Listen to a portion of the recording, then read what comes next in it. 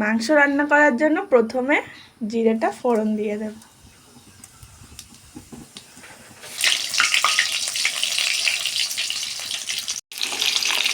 এবার লবণ দিয়ে দেব।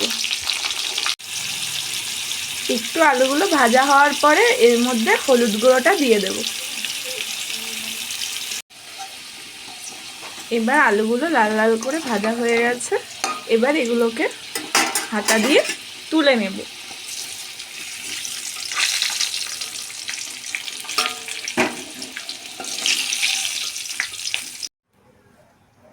এবার কুচি করে রাখা পেঁয়াজগুলো ছেড়ে দেব।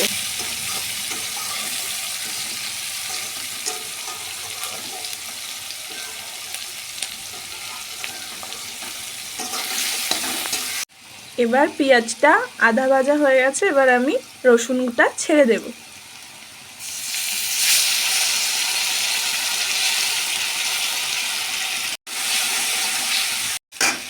এবার তেজপাতা দিয়ে দেব দুটো, আর টমেটো দিয়ে দেব, দিয়ে আবার কষাবো। এবার আমি আদা, লঙ্কা, জিরে আর হলুদ দিয়ে দেব, বেটে দিয়ে দেব।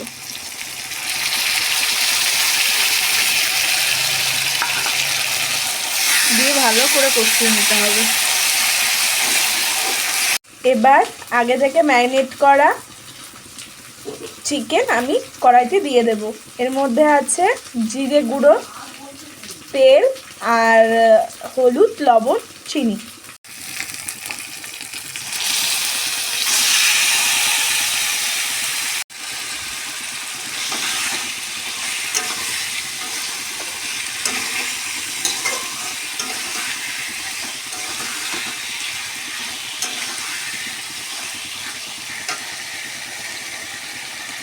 ভালো করে আমরা মাংসতে এরকম পেঁয়াজ ছোট ছোট, রসুন খেতে খুব ভালোবাসি, তাই এর মধ্যে একটু দিয়ে দিন।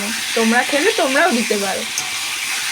এবার এর মধ্যে আগে থেকে ভেজে রাখা আলুগুলো দিয়ে দেবো।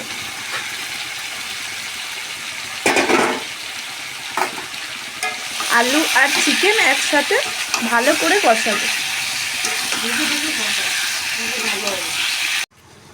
এবার মাংসটাকে আমি একটু ঢেকে দেব। ঢাকাতেই অর্ধেক সিদ্ধ হয়ে যায়, তাই জন্য আমি আগে মাংসটাকে ঢেকে দেব। দেখবেন মাংসটাকে ঢেকে দিলে পরে আস্তে আস্তে মাংস থেকে অনেক জল ছাড়বে। এবার পরিমাণ মতো জল দিয়ে দিলাম চিকেনে। এবার আস্তে আস্তে ঝোলটা ফুটে এলে পরে চিকেনটা নামিয়ে নেব। দেখুন এবার ঝোলটা টকবক করে ফুটছে, আর একটু ফুটে এলে পরেই নামিয়ে ফেলবো। এবার চিকেনটা দেখুন ফুটে গেছে, এবার এটাকে নামিয়ে ফেলবো। এই যে কড়াই থেকে মাংসটা নামিয়ে ফেলেছি। আমার মাংসের কালারটা ঠিক এরকম এসেছে। কেমন হয়েছে আপনারা সবাই জানাবেন।